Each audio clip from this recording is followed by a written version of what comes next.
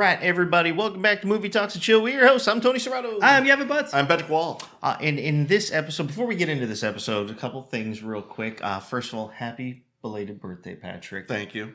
For those of you who don't know, Patrick is almost 40. Almost. And a little fun fact. We don't say the F word around me. Is he did turn 39. However, here's the fun fact for you, Patrick. Yeah. You are officially into your 40th year of living. Don't say congrats the F word. on that. 40. Well, I mean, if you count the 9 months he was in the womb. Yeah, you're basically 40. I hate you.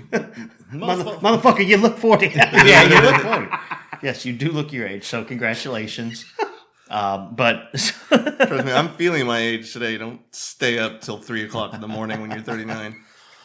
Back in my day, I love being home by 10:30. we stayed up and we liked it. Oh yeah, we stayed up, got a half hour's worth of sleep, and then went straight to work. Nowadays, you can't do that. Yeah, with the same bar stamp that was on your hand for the night before. or you're trying to get that wristband off. Oh, yeah. You got like 3 wristbands on. You look like you went into different wards at the hospital. Yeah, you would put I got to go to bed, so you'd put a half a beer down on the kitchen counter, come back up, and like, I'm going to need you, chug it, and then just go to work. So happy belated, Patrick. Thank you. Welcome to 40. Fuck you. This is 40. This part is 40. 2. Part 2. Maybe we'll get Paul Rudd in it. Yeah. Wouldn't say no to that, would you? No. So, Paul Rudd finally aged. so anyway, for this episode, Patrick, this is your idea, so I'll let you introduce it. Take it away, Patrick. All right, so this week we are talking about trial movies. Mm-hmm. There are some really good ones out there. And I'm excited to talk about this. All right. Well, I'm excited too. Fun fact, though, is I've actually but even though it's not a movie, but I've actually been revisiting the show Bull lately. Oh, okay. With Stephen Weatherly, I think his Michael name is. Weatherly. Michael Weatherly, yeah. The guy Tony DiNozzo from NCIS. Yep. Tony and DiNozzo. I got to tell you, I really like that show. I forgot how much I like the show. Yeah, I've seen a couple of episodes, and it's pretty good from what I've seen. So you already kind of prepped me for this a little bit. So, good. I've been in trials. Thank you to that random billboard I saw on my way out of McDonald's. They gave me the idea. Morgan and find Morgan. somewhere No, where it was another Franklin one. and Bash is on. I know it got canceled. I think it's after 4 seasons, maybe. Yeah, well, it was on TNT, so it's probably on Peacock. Dynamite. Because I think that's owned by NBC Universal. Yeah. Damn it. All right, since you had this lovely idea, why don't you kick it off for us? All right. Well, this one's a no-brainer for me. My favorite trial movie is A Few Good Men. So in high school, I was in Junior Reserve Officer in JROTC. It's also his handle on Grindr. Yes. A Few Good Men. But the movie opens with the actual naval drill team practicing, doing all those. It's like when we were in high school, we watched just that first 2 minutes. This is how good we need to get, and it was just a constant reminder. Also, it's a dope ass scene. Well, yeah. But I love the entire movie about how they get Tom Cruise's character to take on this massive murder trial, and even he says halfway through the movie, he's like, "I'm known for plea deals. Why the hell was I assigned this case?" And then Debbie Moore does a fantastic job, especially in the beginning when she's called in to consult on this case, and her commanding officer's like, "Why don't you go outside and grab a cup of coffee?" And she's like, No, I'm fine. He's like, "Why don't you go outside so we can talk about you behind your back?" Like, yes, sir. All right, then. Yeah. And then it starts. Kevin Bacon is the prosecutor. The whole trial scene at the end with Jack Nicholson, you can't handle the truth. One of the most iconic. You can't. Oh, sorry. One of the most iconic lines in movie history. If you've never seen that movie, you still know the saying, "You can't handle the truth." Yes. So yeah, my number one pick is A Few Good Men. Well, and you forgot one also really great actor. It was a little weird for me to see him in this particular movie. Kiefer Sutherland? No, not Kiefer Sutherland, but his partner, Tom Cruise's partner, Kevin Pollak. Yeah. The actor's name. And he used to be a big comedian. I mean, he's done other serious roles. He played the son in Grumpy Old Men, played Jacob the son. Oh, okay. But he used to be an amazing comedian. He could do a whole riff on changing characters of Star Trek to people back in the 80s. Because he used to do that. He was big in the 80s and 90s for doing stand-up. And he would take multiple characters, like actual actors. Like he would take Christopher Lloyd from Taxi and put him in as like Scotty or something or whatever. But anyway, that's beside the point. But Kevin Pollak, just wanted to give him a mention in that. He does have a really good line in the movie because Demi Moore will stand up and saying objection, and the judge says no, overruled, and she's like, well, I strenuously object. Still overruled. Sit down. And then after that, Kevin Pollak was like, I object. No? Okay, well then I strenuously object. He's like, you never do that. You got the objection on the record, then sit your ass down. It's true. I strenuously. That's Oh, then let me Overrule reconsider my opinion. because- oh well. Then I'm sorry for. I mean, let's just do whatever you want to do, right? Actually, I'm not bound by the law of being a judge in a military court. You know what? You're right. I'll think about that. Overruled. Yeah. With extreme prejudice. With All right. So yeah, you so got a that few was good my. men. All right. I do have one more we'll talk about a little later just because we're going to need a decision on whether or not you guys consider it a trial movie. Because there is a trial at the end, but the whole plot of the movie is not centered around it. All right. What about you, Gavin? What do you got? Well, I'm kind of torn between my favorite, but I'm gonna go off the funny and go with the more drama Okay. and The Devil's Advocate. Okay. There's several trials in that movie, but it's essentially, the trial aspect of it is Al Pacino trying to get Keanu Reeves to lower his morals each time that he takes on a terrible case. And it's just all leading up to the final act of them, consummating the Antichrist in his bedroom while he watches his son have sex with his sister. Fantastic. Different mothers though. Okay. That's totally fine. Then. Yeah, that's a gray area. Not so much. There's still bloodline in there, so I'm getting not big. great. But she's my second cousin. Getting big hanky panky brother sister vibes. yeah, right. Thank you, brother, sister. like that's my boy. Special tickle time. What the? Oh my God! You got a name for it? That's weird. Yeah. What about you, big man? Well, I'll talk about the other one that we talked about a little bit ago offline. But this one, there is zero denying it is a phenomenal movie. Anybody who says so, you're wrong. Sleepers. Okay, that movie messed me up. Because the whole movie is about the trial for their friends' lives. And again, you've got... Trying to get them away with murder. Yes. Yeah. So for those of you who have not seen Sleepers... It's fucked up. spoiler alert, it came out in the 90s, so... 96. It's actually number 1 on the list I pulled up. Okay. But again, you have Kevin Bacon again. Yep. Is You've that all he does? I think we discovered, was it Jason Patrick, I think we agreed on? That was the gentleman's name, the main character, the one that plays Shakes, the older version of him.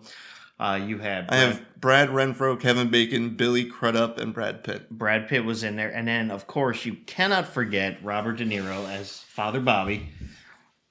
He was the neighborhood priest that he always kind of looked out for the kids. So for those of you who haven't seen, a bunch of kids, they're playing around. They live in Hell's Kitchen. They go to pull a prank on a hot dog cart stand guy. They take the cart when he's not looking.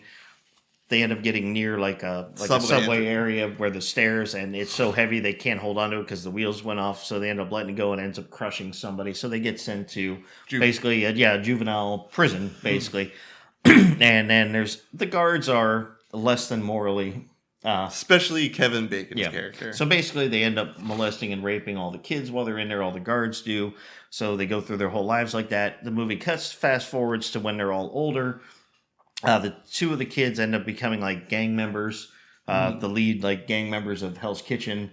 And they run into Kevin Bacon in this little Irish bar that they see, and he's having dinner, and they remember him, and they kill him in the restaurant. And he remembers him too. I think he says a line or two before they shoot him like 30 times. Yeah, basically, I love the way he looks at it. He's like, oh yeah. He's like, how you been? And he like keeps on going eating. He's like, oh, you were scared little shits or something like that. Yeah. And then he basically looks at him and they shoot him dead. And So now they're on trial for their life, and as they got older, the one kid whose nickname was Shakes, that's the Jason Patrick character. Okay. He's a reporter, I think, if I remember correctly. He works for a newspaper, but I think he only does like obituaries or something like that. Yeah. And Minnie Driver's in it too, and so she played the love interest of basically all of them. She was like the girl that hung out with all the guys, and all of them were infatuated with her. But so she gets older. So the two guys are on trial now. Brad Pitt is one of their friends that was in the juvie. He ends up becoming a lawyer, and then the whole movie is about that they can't know that he's actually got a plan to get them out of it. Like he's prosecuting them to put them away, but in his own way, he's going to expose what this juvenile detention center did to them. So he's trying to do his job when actuality he should have been recused from the case. Yeah, but they don't know. None of them know. Yeah, right. So that's why they have to keep the whole thing a secret. Gotcha. Yeah, and then he has to let them. He tells Brad Pitt's character tells Shake's character, the newspaper writer, that basically they cannot know about it. They have to believe that he's trying to prosecute him because he gets like hits put out on him and stuff. The Father Bobby, who's Robert De Niro's character, who plays their priest, he's still around. He plays a pivotal role into it. But it's all about all the neighborhood, all the corruptness that they got involved with. Uncle Benny. Yep. He was, one of the big, I think he was like the Irish mob or something or like Jewish that. Mob or something like that. But basically, at the end of it... Murder Incorporated. Yeah. But basically, at the end of the day, they end up getting... He ends up getting him off. The place gets exposed. All the security, all the guards and everything who were still around, they get their just desserts because, trial. You don't see that part, but it's insinuated later on. But there is a scene in that movie when they're younger and the one kid, his stepfather, guy that mom's dating, beats the life out of him. The movie is told a lot through flashbacks. Too. Yeah, it's played back and forth. But there's that great scene though when Father Bobby meets up. He goes visits the kid in the hospital, Tommy, and then he goes and visits the guy that beat him. And he's just walking so cool. It's like the Robert De Niro kind of suave coolness. And he's talking to him. He's like, that kid, you put him in the hospital. He's like, hey, it was a slap, whatever, blah blah blah. And he's like, what does he weigh? Like 80 pounds, 90 pounds. He's like, he's a featherweight. He's like, he wouldn't even be in your division. And he's like, listen, the kid needed discipline. I just slapped him around. He's like, well, next time you'll be facing me. And he's like, and I may not be in your division, but next time, he's like, you won't need you won't need a doctor when I'm done with you. You'll need a priest to pray over your body. And it basically sends a message to the guy and he never touched him again. Yeah. But it's just the ultra coolness of the Robert De Niro character because you see, in a way, it is kind of a corrupt thing. Like, the church people are doing some things that ultimately they shouldn't do, but they're doing it for the right reason. Because he basically, in a way, he straight up lies to help them get out of trouble. Yeah. Because they had to have an alibi and he has the tickets for the game. Finally, a movie painting the Catholic Church in a good light. I know, right? Yeah. But it really wasn't. A bad good light. If you an anti-light. If you examine it both ways, it's like, okay, he's lying for them. He knows they're killers, basically. But at the end of the day, he's like, they were his kid. Basically, they were his boys. Like, he was always trying to keep them on the straight and narrow. But they tell him the story. They finally tell him what happened to them, and he explains. And just hearing that, he does what he thought was right for the time. So great movie though. Indeed. And if you see it, there's a really cool way. I don't want to spoil it. The way that Brad Pitt and the newspaper character pass messages to each other. Because they really don't want, they can't know that they're communicating with each other because one of them is like a witness and you can't be talking to a prosecutor like that. So they come up with basically a cloak and dagger system of how to communicate with each other. And it's pretty inventive. It was genuinely very good writing. Absolutely. I concur. It was also a really fucked up movie. So someone needs to check on that person and see if they're okay. Hey, that's a great movie. That would be considered a triumph of cinema right there, in my opinion. That is a phenomenal movie. Right up there with Cocaine Bear. A little bit different caliber, but it is. Cocaine Bear is more of a humorous triumph of cinema. Yeah. Which, by the way, also, if anybody interested in the Cocaine Bear thing, if you go onto Tubi, there is now Cocaine Shark is available for you. Oh, yeah. Have we heard anything on Meth Gator? Not yet. I have not gotten any emails about that. Nothing on Meth Gator. We'll get there. Heroin Panda. Oh my god. Or no, heroin kangaroo. Meth Panther. Meth panther. Bath salts goose. Opioid octopus. He just flops out like he just constantly inks. Oh, this took a turn. All right, so trial movies. You said you wanted to talk about another NyQuil one. Tuck. That's NyQuil talk. What was your other one you wanted to talk about? So, Scent of a Woman. Because the last, basically, act is the trial at the school. Right. And Al Pacino is talking to the courts to get him to let him stay. Mm-hmm. And it's probably the best scene in the movie. It's like, Probably one of the best monologues ever. yeah. But I can't even remember anything else I'd said outside of Tommy, Phil, Vincent, fuck you too. I know Tommy's one of the correct names, but I have no idea who the other two were. So and so. Yeah. Larry, Tommy, Charlie, wherever the hell you are out there, fuck you too. Yep. Well, another dramatic one that was very, very more on the serious end, because I know you probably want to bring up the funny one, so I'll let that. Okay. There are two funny ones. But, there are a few funny ones Right. in there, but... I know one I'm going to bring up that I think you two may have forgotten about. I'm pretty sure the actor in this movie forgot about this movie. Jury Duty with Pauly Shore? No. Okay, I was going to say. Well, damn. Oh, I even forgot about that one. That's why I figured that's what you were talking about. But no, Philadelphia. Oh, yeah. That's a really good... Tom Hanks, I've only seen Denzel that Washington. once, yeah. Okay, so Yeah. he basically, Tom But it's- Hanks has got AIDS. Yeah, right, And right. he's homosexual, and he's the firm that he works for. He's like, one of the top performers there.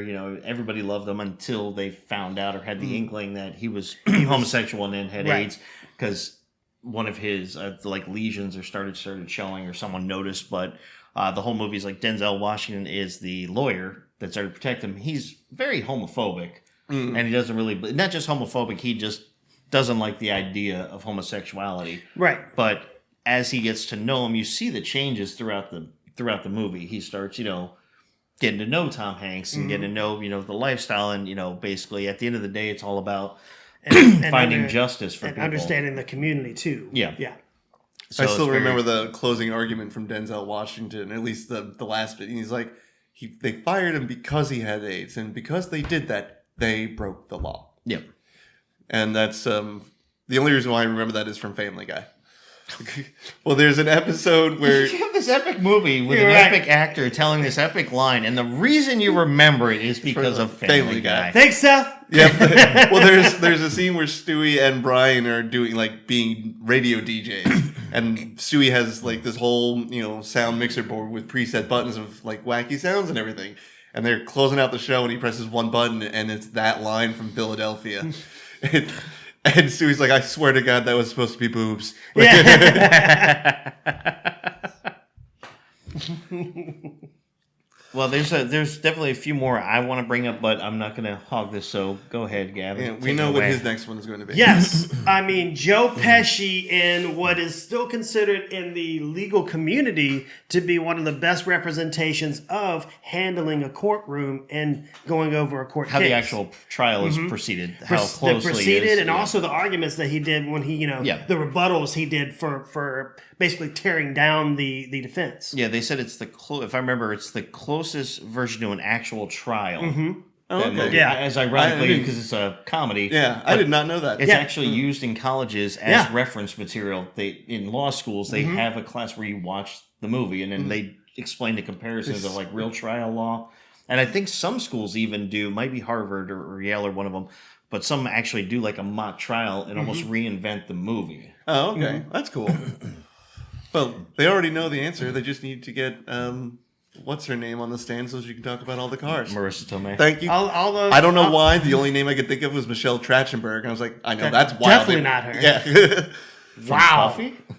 Yeah. Marissa, Buffy. we apologize. And Harriet the Spy and all that. She was on Nickelodeon. Euro Trip. I'm surprised she didn't even think of fucking Aunt May from the MCU. Oh, I pictured her face, but the only name that was coming to mind. Pictured her face and Dolly Parton. Yeah. It's famous titles.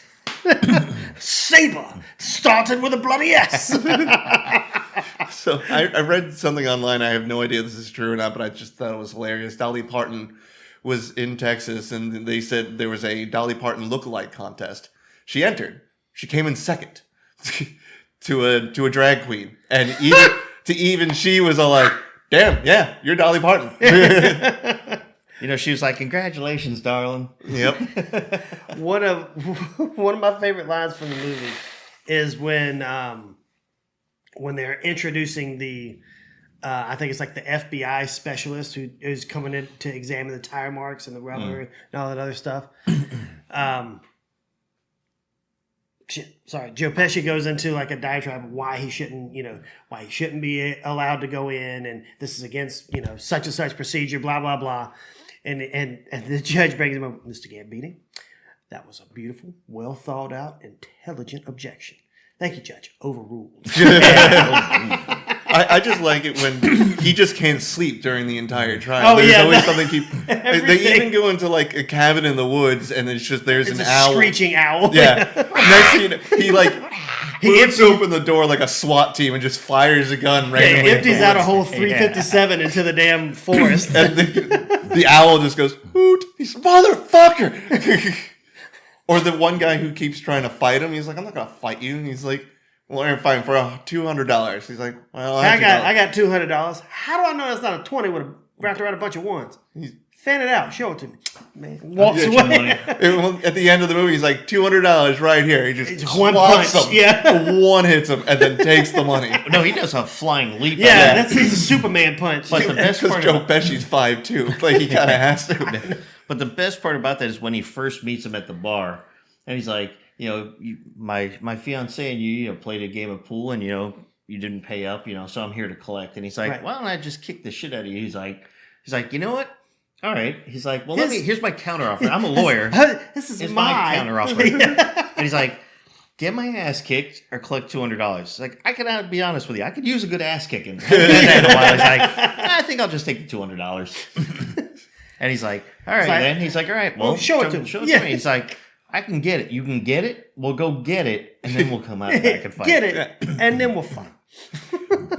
That whole subplot of just those two going at it, like constantly trying to fight each other, is just amazing. Well, then he gets thrown in contempt, and he's like, she's like, I'll figure out how to bail you out. I was like, no, this would be the only time I can actually get some sleep. And he's like in there sleeping like a baby. There's a prison riot going on. There's like going on. Yeah, right. He's just sitting there cozied up. No goddamn owl in jail. Yeah, exactly. Yeah. I thought you said it was rare for the trade to come through at 5 a.m. He's like, "Oh yeah, that's very rare. It usually comes to quarter to three or something like that." I like it when he's talking to his cousin. And he's like, "So mom tells me you're a lawyer." He's like, "Yeah, I finally passed the bar." He's like, "How many first try?" He's like, No. He's like, "Well, a lot of people have to take it twice, 3 times. It took me 3 times." No, he didn't say that. No, he goes third time's the charm. He goes, no, 7. Oh, seventh time was the charm for me. Well, and then he goes into law school basically tells you how to file paperwork and look at case law and anything. Once you're into the real world, anything you need to know, you don't know. You have to continue to study. Well, I also do even though it's a petty point of the movie, but when they go to the diner for the first time, and they get the menu, and it just says breakfast, lunch, dinner. He's like, "Oh yeah, breakfast? You want to get breakfast? Yeah, we'll have 2 breakfasts." We'll have 2 breakfasts. It comes out, it's just like this lard, covered eggs. It's good home cooking, but he's like, "Are you guys aware of the tremendous cholesterol problem going on in the country today?" And he's like, what is this? That's grits. That day is grits. What is a grit? It's cornmeal. I like it when Marissa Tomei shows, I went over to the crime scene and took a bunch of photos. He's really pissed off. He's like, "All right, let me see what photos you got. Oh, that's a useless intersection. Oh, look at this. Dog shit. You think dog shit's going to solve this case? Get the fuck out of here." Look, me in the shower. Yeah, you solved it. It's the case winner right there. Me in the shower. And then, of course, her monologue is going, "Oh, I got my biological clock is just sitting here." Meanwhile, my niece, my sister's daughter, is getting married. And you said we were going to wait till your first trial, and with all the things that are going, we never get married. I don't need this shit right now. I don't need this. I got a judge who's aching to throw me in jail. A redneck wants to kick my ass. Giant loud whistles. Yeah. Trains. I got two kids. I'm trying Not to mention the the lives life. of two people hanging on. Your biological clock. Your clock. Something else. What else can we pile on to the outcome of this case? Is there any more shit? Is it possible? And he just like does this. Yeah. Look at a girl. It's like Maybe it was a bad time to bring it up. you gotta love My Cousin Vinny, man. Yeah, that movie's the amazing. arguments that the two of them go off on are hilarious. You got mud in your tires. I got mud in the tires. How you get it? She knows everything about cars. How does it get mud into? You ever heard of this? No. You're famous for your mud. How's your Chinese food? I do like Marissa Tomei when she's on the stand and they need to prove that she's an expert witness, and he's like, well, the prosecutor is what makes you? And I used to work at my dad's shop, rebuild transmissions, do alignments. And he's like, well, that's all good, but that doesn't make you an expert. And Vinny is just like, ask her any question. Mm-hmm. He's like, all right, what is the correct ignition timing on a 1957 Bel Air? And she's like, it's a bullshit question. Well, so you don't know. It's impossible. He's like, the Bel Air didn't come out until 58. And on that car, it was 2 degrees before top dead center. He's like, oh. Yeah, okay. She's fine. Yeah. I will allow this. Now I gotta ask you. That was, yeah. Did you remember that monologue from Family Guy? No, I really... Because that was pretty close. And I don't think I've ever seen you get that close. Except for Family Guy. He looked at the screenplay before he got in. Well, see, the thing about My Cousin Vinny is it's a really good movie, and I've seen it like 10 times. I think I've seen half of Philadelphia once.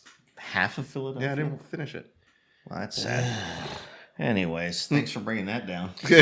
So, moving on to... Hiccups, huh? Yeah. See you later. Well, see you later, Patrick. Well, alrighty then. I moved the Turn this mixer off. away. Now I can't shut his mic down as Damn quickly. it. Oh, no, we still can. We can click it, right? We'll just move the camera and pan off. Well, one I talked about offline, but I want to bring it up to the audience on the line. because it is a phenomenal movie. It is Midnight in the Garden of Good and Evil. And if you haven't seen it, please do so. Even if you have to stop listening to this when you're listening to it to go watch it, I would be fine with that. But it's John Cusack, you have Kevin Spacey. I know Kevin Spacey, all the things going on with him, but he was a great actor in that movie, so let's just take it for what it was at the time. Also another one in the 90s. But it's got so many really good people in there. But he's a writer for Better Homes and Garden, I believe, and he's doing a piece on Kevin Spacey's characters, like this big, rich socialite, hoity-toity type. He has a huge party that's well known throughout the country, sometimes even the world. Everybody gathers around. It's around Christmas time. And so he's going to cover the party. And I'm going to shorten this one up compared to the description I gave you earlier. Is basically a guy that works around the area, around the house, like mechanic, does odd jobs, and he lives all around town helping people out. His name is Billy, and I believe it's Jude Law. I can't remember if it's Jude Law. Would you mind just looking up real quick while I'm talking about Midnight in the Garden of Good and Evil? It's either Jude Law or Joaquin Phoenix. I don't know why I get those mixed up, but regardless, he ends up killing him. And so basically, John Cusack gets called because there's this, police are there. Kevin Spacey's character ended up killing that guy's character. His name is Billy. Jude Law. Okay, so Billy Jude Hansen. Law. Billy Hansen, yep. And so he ends up sticking around. He was only supposed to stay there to cover the party and, a couple days to kind of just get some photos, interview some people. But he ends up helping out with the trial, like doing some investigation and stuff. And it's just all about all the weird, quirky people he meets, how everybody's a little bit different. He meets the Lady Chablis. It's this drag queen who basically ends up helping him because she knows all the inside dirt in town, but she sings and dances at this nightclub in Savannah. It is in Savannah, Georgia. So it's got a lot of really good scenery. I believe they shot it all in Savannah. I'm not 100% on that, but and he meets like this voodoo woman. Oh, and it gets in this whole thing about like she's like, he can't sleep, he can't sleep, he can't rest. Billy can never rest. So ends up getting this like, whole thing about like voodoo and revenge and all the hidden secrets because Kevin Spacey was gay in the movie and he was sleeping with Billy, who was bisexual. Basically, a great line in that was, she's like, he meets all these women. She's like, Billy Hansen was a good time, but not a good time had by all yet. And he's like, and his one buddy that he meets there that's like this pianist and stuff and singer and ex-lawyer. He's like, you mean to say that he killed the best piece of ass in Savannah?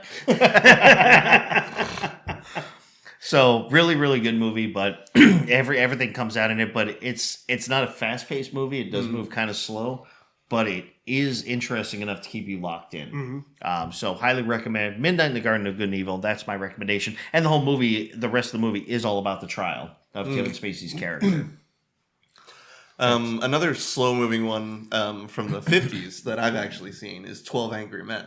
Yes. So if you haven't seen that movie, there's not a whole lot of the trial in this movie. The whole movie is based... It's like 2 seconds of the beginning, like the opening credits. Yeah. It's basically like the gavel. You can deliberate now, Yeah. and then that's it. That's the whole trial. Trial. But the rest of the movie is the 12 jurors on the case in the deliberation room just arguing about who is, guilty or not guilty. And I think it starts off with 11 of the 12. And It is. Yeah, everybody but the one main character in it. So 11 out of the 12 jurors say guilty, and he says not guilty. And because this is a capital trial, you need a unanimous decision. So, and then the rest of the movie is the 11 trying to convince the one that he's wrong. But throughout the movie, he starts convincing another juror that he's right. And they're all like, oh, damn it. And if you haven't seen this movie, you've seen this trope in a billion different movies and television shows. Just because the original, the one from the 50s, is that good. It's that iconic. Well, it was actually so iconic they did a remake version of it in the 90s. Yeah, I saw that. And that one That's actually has a lot, like people so it has like Jack Lemmon, Tony Danza, James, I remember that one. James Gandolfini. Yeah. I mean, it's got a whole bunch of people. There's the one guy who's like basically the one in the remake that plays the character that he doesn't change his mind until the very end. The last guy, that's the guy that always plays some kind of like asshole police detective or something in all those other movies. I can't remember his name, but in the remake version. I know in the original, none of the jurors have names. They're always referred to as number 6 or number 12 or something like that. Yeah, no, they don't tell their names in the remake. Okay. I'm saying I can't remember the guy's name. the actor's name, but like all the other actors, I can basically It sounds remember. like it was the same like Henry Fonda character from the original 50 movie, because Henry Fonda was the foreman who wouldn't change his mind in that movie, I think, right? Was he? Or I thought he was the one Or that was was he- trying to was get... he the I think he holdout? was the one that was trying to get everybody to change Trying their to mind. figure out black and white photos to actual actors. Like, if Humphrey Bogart wasn't so prolific in acting, I would have no idea what the hell that man looked like. Why do you think he's not guilty now? I don't know. I just changed my mind. Because he was the one guy that played... and again, I can't remember everybody in the original, and I've seen it. But the remake one, that was the Tony Danza character, was the character from the original one that wanted to get out to go see the baseball game. Oh, okay. And it's one he like changed his mind like halfway through, and he's like, I don't know, I just don't. He's like, you're just trying to get to your baseball game, or whatever. And he gets actually, and Jack Lennon's character, or one of the other jurors gets mad at that character, Tony Danza's character, the one baseball guy. Let me look up the remake. Because like, no, he's like, if you think he's not guilty. Think he's not guilty. If you believe he's innocent, or if you think he's guilty, or if you think he's innocent, then stick to that. Or if you change your mind, then give us a reason why. Don't just do it because you want to get out of here. It's like, this is a man's life at stake. I mean, could you imagine if you were on trial and you didn't do it, and someone's just like, all right, whatever, not guilty or guilty, because I want to get out of here. Yeah.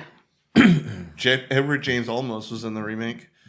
I think the foreman, the one is Courtney Vance. No, it was the guy I'm thinking of is... Can't remember. Off the picture, I can't tell. But regardless, we'll stay on the actual actor too long. But Yeah. no, but it is a very good movie because I like how he points out when one of the scenes is they're talking about the knife, the switchblade, and then he ends up pulling out one. The Jack Lemmon character, I think it was Henry Fonda who was in the original. That was the guy that's trying to convince everybody, or the one that originally doesn't believe he's guilty right away. He's like, he had that knife. You can't nobody's ever seen it before, and he pulls out one identical to it because he's got one on him.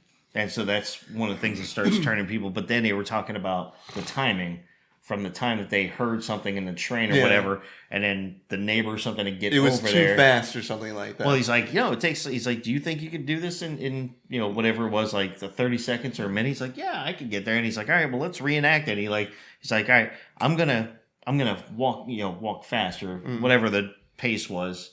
And he does it, and at times it ends up being like way longer, like over 2 minutes or something. And so it's little things like that he starts slowly convincing other people of. There's Happy Days does a great like homage to 12 Angry Men in one of the episodes. Because Henry Winkler, the Fonz, and the dad get called into jury duty, and everyone but the Fonz thinks he's guilty, and the Fonz is like, no, he's not guilty. And then throughout the episode, the Fonz finally figures out, he's like, wait. He was riding a motorcycle, he grabbed the purse with his left hand and held it up and then drove away. He's like, yes, that's what we've been trying to tell you. He's like, that motorcycle is from England. The throttle is on the left-hand side. There would be no way for him to grab that purse and continue driving. He's like, what are you, a communist? He's like, I'm an American, right down to my red, white, and blue socks. And then just pulls up his pant leg. So just because he's knowledgeable about motorcycles, everyone is convinced that, oh, yeah, he's not guilty. Does the defense's case hold water?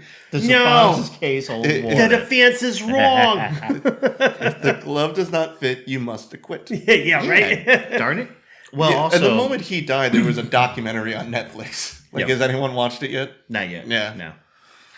But I will say, because we can't miss this one, and again, we'll apologize for it later. If we miss anything during this episode, or if we miss a movie that's epic or whatever, and we just didn't think of it, let us know. Talk to us at movietalkshow.com. But this one, I know we wouldn't get forgiven for if we didn't mention it, and that's Primal Fear. Yes, because we talked about it like 30 times on this show before. Good for you, counselors. Good for you, Marty. Yep. Edward Norton, Richard The Gere. slow clap. There's a YouTube channel called Legal Eagle, and it's about a practicing defense attorney. And he has a friend who's a prosecutor. They watch this movie and they go through all the court scenes and everything to like, how accurate is it? And they're like, it's not as accurate as I was hoping, but it's still a lot better than 90% of the stuff out there. So let me get this straight. There never was a Roy. Yeah. Marty, if that's what you think, there never was an Aaron. But yeah, that's an amazing film. Well, He got nominated for an Emmy or an Oscar for that movie. Well, he should have. Yeah. I would say one that so there was a trial in the beginning, and then the rest of it really never made it to trial. But Law Abiding Citizen. Oh, yeah. And you know how the legal system's imperfect, and they cut a deal and let murderers go, and yeah. Who doesn't like when you cut deals and let murderers go? Yeah, who doesn't like Jamie Foxx running around, fearing for his life? Yeah. And having his daughter watch a video where he cuts the eyelids off a man. Yeah, so the thing is, that's the one weird thing about the movie is it gets less gruesome as the movie goes along. So then it's minus the T-bone stab in the jail cell. That was pretty gruesome. T-bones. But when he just takes that dude like limb from limb. Yeah. Well, even though this one really wasn't, I don't think it ever was super popular. I know it came out and people liked it only because of the main character, but the Lincoln Lawyer. Yeah. With I don't think I saw that. I've never seen it, no. It was all right. I mean, like I said, I don't think it was anything. It wasn't going to be the summer blockbuster. What was the one with Matthew McConaughey and Samuel L. where he ended up killing the white guys that raped his daughter? With Matthew McConaughey? Mm-hmm. Hey, he was the lawyer, and I think Sandra Bullock was in it too. Oh, wait. Oh, not Mississippi Burning. No, that's. Oh, that's the Gene Hackman movie. Yeah, no, I'm thinking that, but I can't remember the title of the movie. Because wasn't that's it like a really good, like a period type piece? Yeah. It was like in the I think like the 70s or 60s, 70s, somewhere in there. Got it. Where, Black Snake Moan. Yes, exactly like Black Snake Moan. You fucking... Listen here, almost 40. I can say that because I'm going to be 41st. So yeah, You're in the same boat I am, yes, asshole. you are. I got 6 months on you. Oh But my so god, it's in like the- staring into my future. and I want to say one of the. I'm gonna start drinking more. Yes, you are. I want to say More? Yeah. I want to say Kiefer Sutherland was one of the. I'm trying to Was think one of what it was, though. The guys. But so essentially, what he does is he goes to the court where they're being put on trial. They're gonna get off with like some kind of slap on the wrist, and he walks into the courtroom and shoots both of them dead. I mean, not the courtroom itself, but like as they're walking Yeah. out in the courthouse. It's like in the concourse area, and he shoots him. And so then Matthew McConaughey becomes the lawyer representing Samuel L. Yeah, I just can't remember the name of it, though. I do know what you're saying. I don't remember watching it more than once, maybe twice, Yeah. but... Well, they try to kick him off the case halfway through because it's like the NAACP is trying to take it over. And they've pulled up a collection and they've paid this really more well-known lawyer. Like this is kind of going to put Matthew McConaughey as a lawyer, or his character on the map. Like Yeah. he's that big of a trial. Yeah. And that's why he's otherwise not very well known. The guy didn't have a lot of money, so he couldn't really pay for a lawyer. So he's essentially doing a lot of the work pro bono. Gotcha. Sorry, I'm watching the waveform to see if it's picking up any of that thunder outside. It'd be a nice little Foley. The sky is talking. I'm going to bring up one I don't think we need to talk about it much, but going back to kind of the funny is Liar Liar. Oh, yeah. Yeah. I'm sure people would be like, why didn't you mention Liar Liar? But I'm more interested in hearing, you said you had a couple that people forgot about. Well, Before you tell us, don't just tell us what it is. Let's see if we can guess it if you give okay. us some hints. So the one, all right. So there's a really good one that I want to talk about, but the bad one that it's not even on a streaming service. That's how bad nobody wants to see this movie. Okay. So a lawyer has a really big case that he has to prosecute. I think he's a defense attorney, but he has to show up. Like if he doesn't show up, everything is screwed. But he comes down with a huge sickness. Like he's got a fever, cough, runny nose, swollen eyes. He can't get out of bed. So he calls his friend an actor. He's like, I need you to go into the courtroom and be me. Like, I'll write down like little notes, but you're an actor. Go act as a lawyer. And he's screwing up constantly, but the trial's going on long enough to where the actual lawyer can get like better, and he starts like sneaking into the courtroom to like help him out and be like, just object. And he's objection. Just like, on what grounds?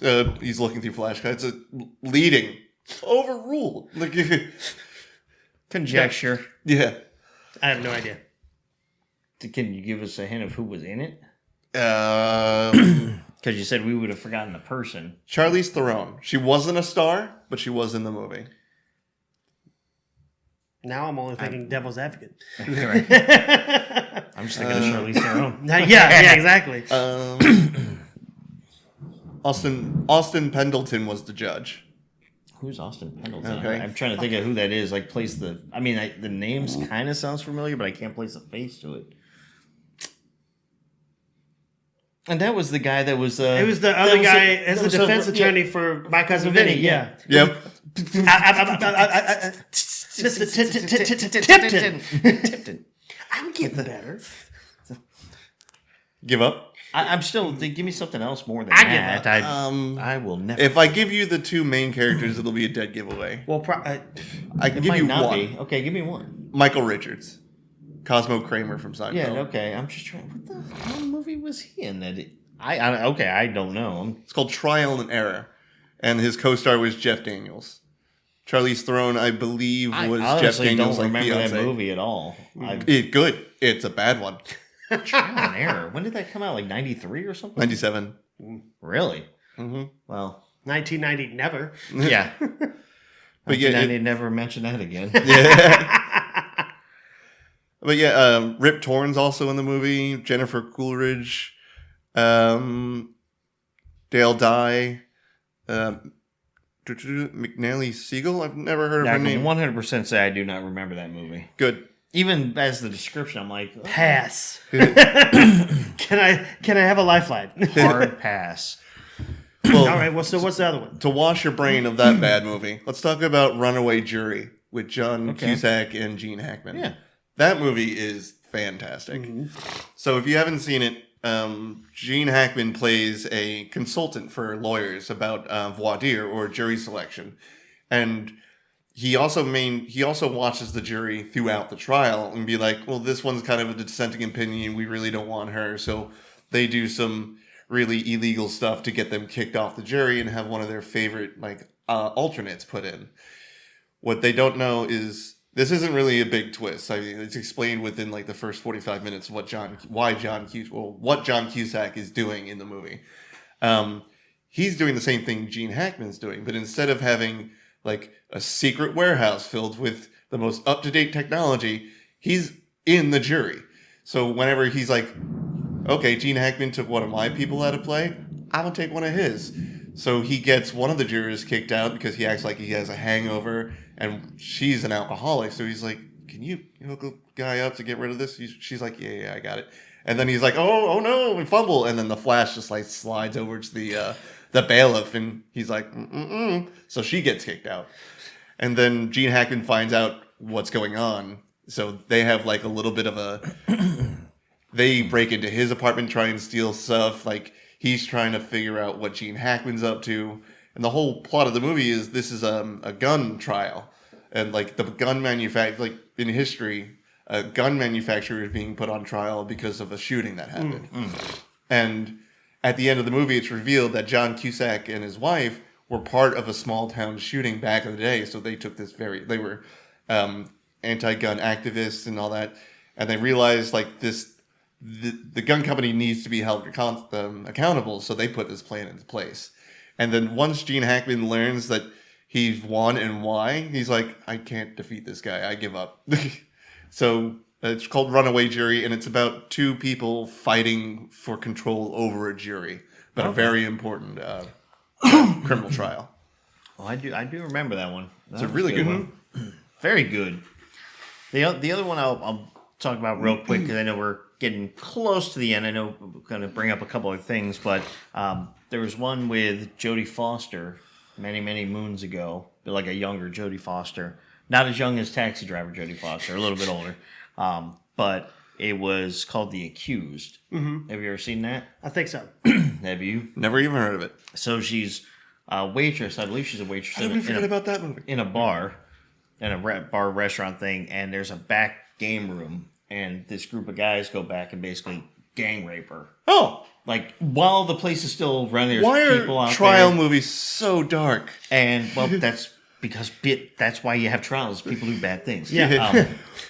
I could rob a convenience store. I'm not like. Let's make it not so horrifying. Yeah, that's a misdemeanor. Yeah, that's why you don't have trials for stuff like that. I mean, you're not going to have trials in life like, hey, Gavin made too many delicious cookies. Put him on trial. Patrick didn't pay for all of his gas at the Shell station.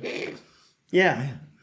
Even Tony's just giving away millions of dollars to random people that actually need it. Let's get him on the stand. I want to put this maniac away. See, if you weren't convinced before, that's how you know we're making this shit up. Yeah.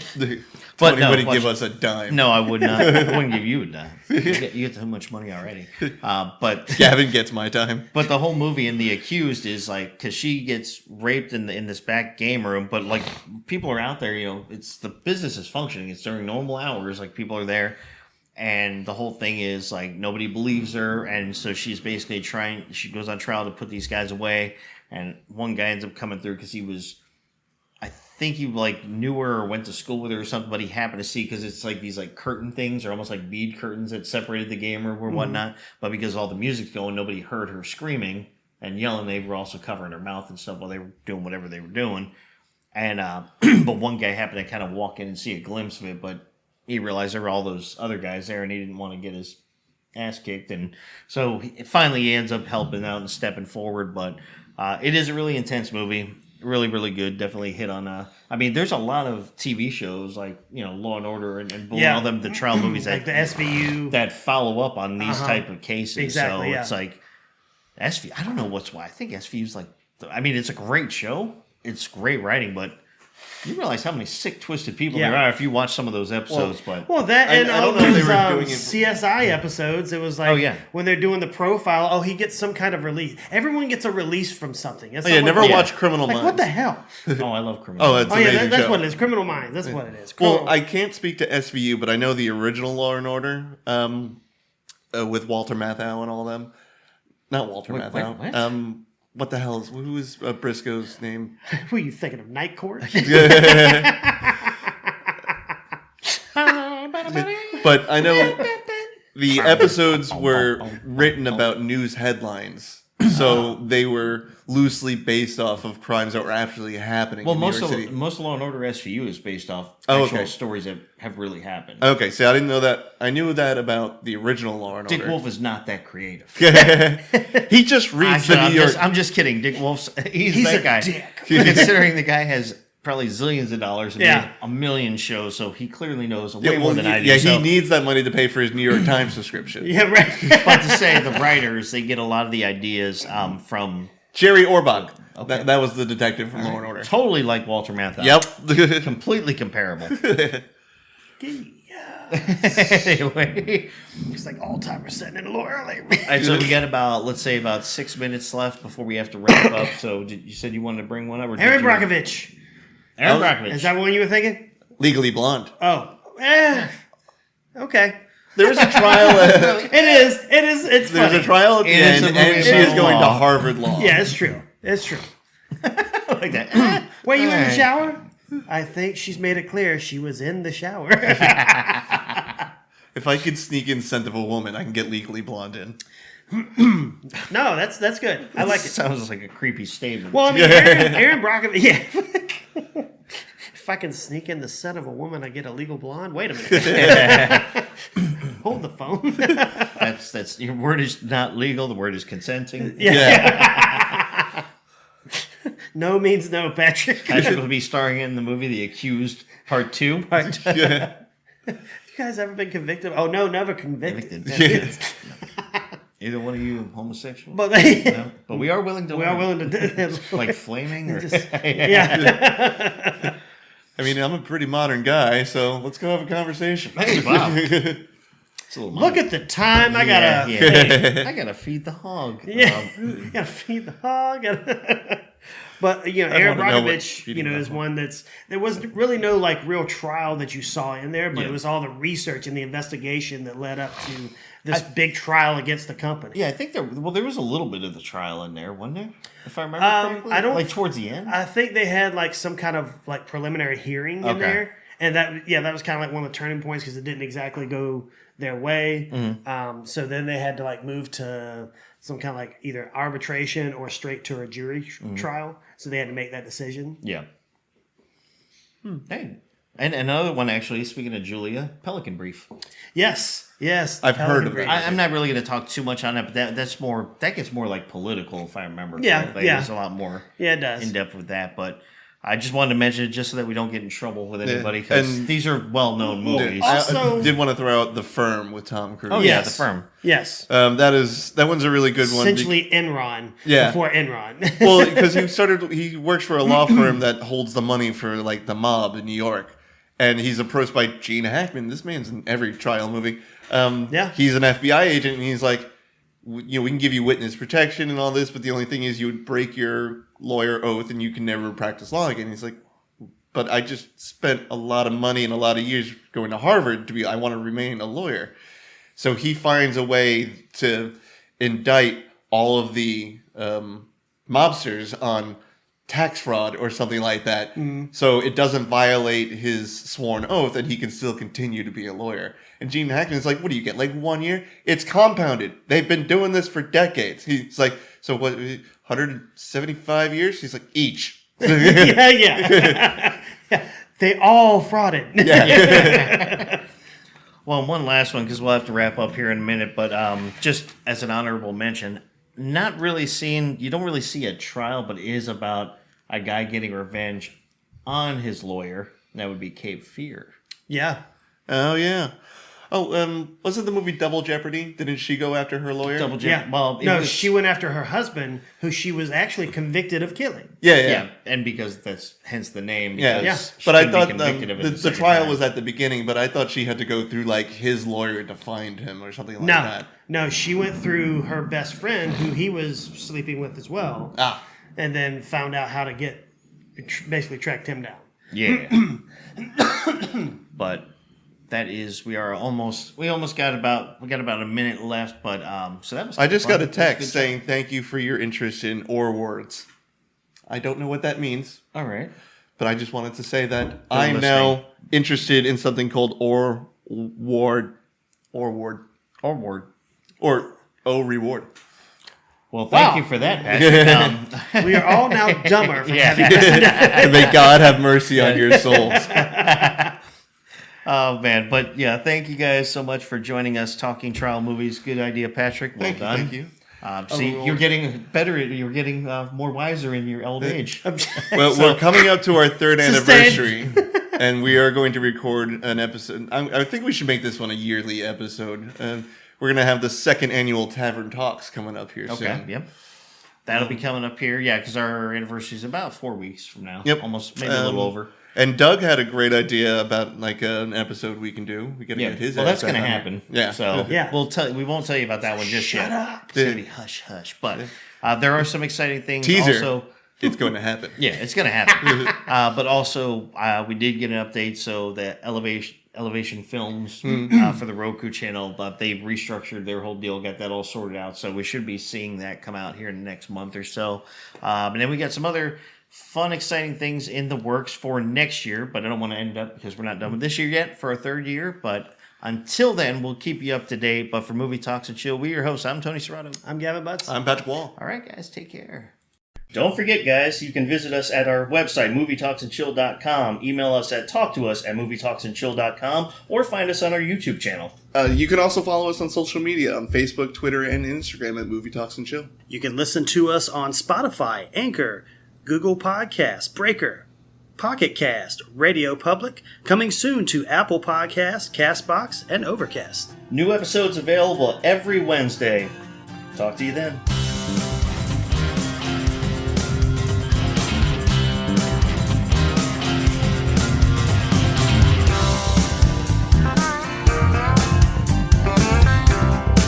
Theme music for our podcast was composed, arranged, and performed by Paul the Rock.